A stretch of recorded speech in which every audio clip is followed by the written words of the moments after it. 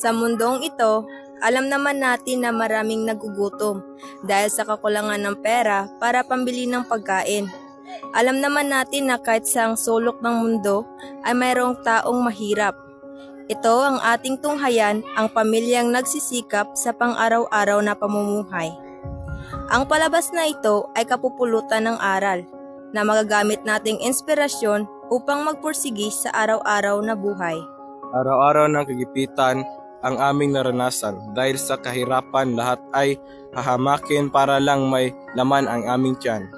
Makaahon lang sa kahirapan lahat ng trabaho ay papasukan. Ako si Pidon, meron akong 5 anak, ang isa dito ay may malalang karamdaman at ang isa naman ay may kapansanan. Titiisin ko na lang aking hanap buhay bilang mangangalakal para lang makabili ng pangailangan sa aking pamilya. Dahil dito ay epekto sa aking noong napabaya ako sa aking pag-aaral. Walang kakayahan, maayos ang aming pamumuhay. Bilang isang ama, mahirap na makikita mo ang iyong anak na umiiyak sa gutom. Ating tunghayan ang aming buhay na pinamagatang kahirapan. Tao po. Mapatimbang po ako ng ating pangalakan. Dito. Kumain ko muna ito.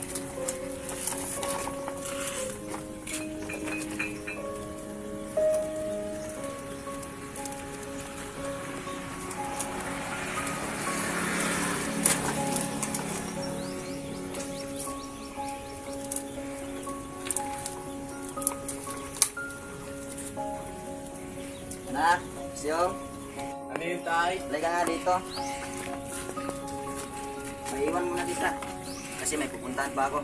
Sige po, tay. Ako na po magkikilo dyan. Ang kilo po ng bote namin ay 2 piso. Meron po kayong 10 kilo. Ang benta nyo po sa pangangalakal ay 20. Ito po. Naku, ulam pa po ito. Pabili ng bigas at ulam. Saka gamot ng anak ko.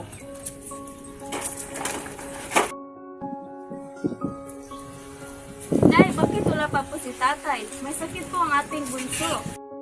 Oo nga, Nay. Kailangan ko niyang kumain at uminom ng gamot. Sana naman may pagkain na tayo at may dala si tatay. Gutom na po kasi ako.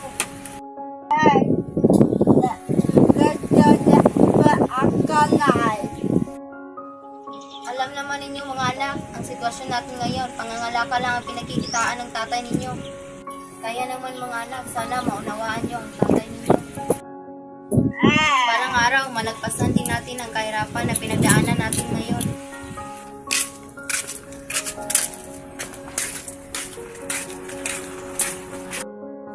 Oo po, aling talit. Pabili po ng dilata at pautang lang po ng bigas at saka gamot ng anak ko. Ano pa doon ha? Ang laki na ng utang niyo. Palagi kayo umuutang tapos hindi naman kayo magbabayad. Aling talit. Maliit lang yung kita ko ngayon, pero huwag kayong mag-alala. Babayaran ko po yun. Dapat lang, sa susunod, hindi na ako magbabautang sa iyo.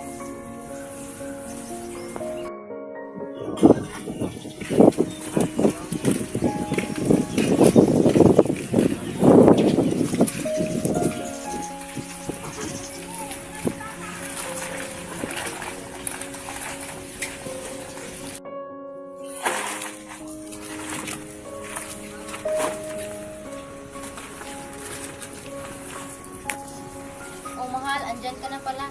Yay! Nandyan na si tatay! Tatay? Pasensya na kayo, ito lang dala ko.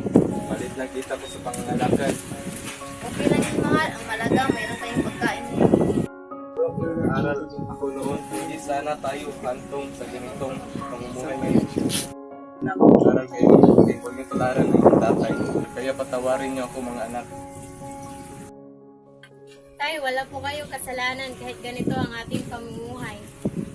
Kahit sa isang beses, sa isang araw lang tayo kumakain, ang mahalaga ay magkakasama tayong lahat sa hirap at ginawa. Kaya tayo pagbubutihin po namin ang aming pag-aaral. Tatapusin po namin at hindi natapos ninyo. At lumipas ang ilang taon. Nakaraos din sila sa kahirapan. Nakapagtapos na ng pag-aaral ang kanyang mga anak. Mayroon ng magandang trabaho at nakapagtayo na rin sila ng magandang bahay. Ang kahirapan ay kayang lagpasan. Kapag may tiyaga, may nilaga.